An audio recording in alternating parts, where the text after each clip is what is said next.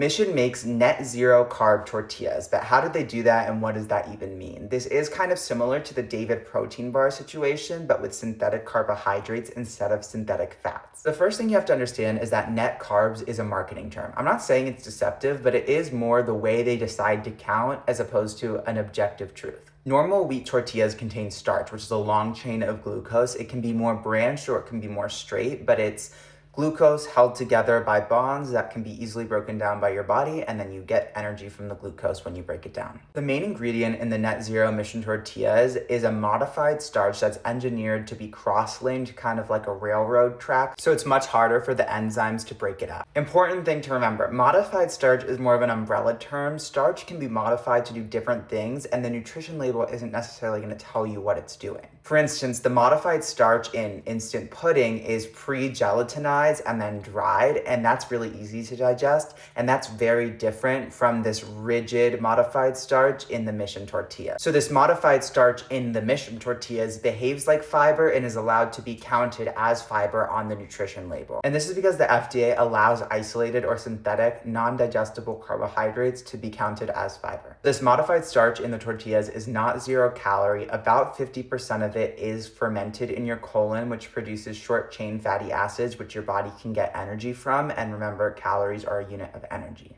In the David protein bar video, I explained the Atwater factors, which are the general calorie amounts that we assign to macronutrients. So in general, carbohydrates are thought to have 4 calories per gram. Since around half of the modified fiber is fermented, Mission is allowed to assign it around 2 calories per gram instead of the typical 4. FDA is still fairly flexible. If you do the math from the nutrition label, it doesn't come out to an even 2 calories per gram, but as long as they can justify it, it's usually allowed.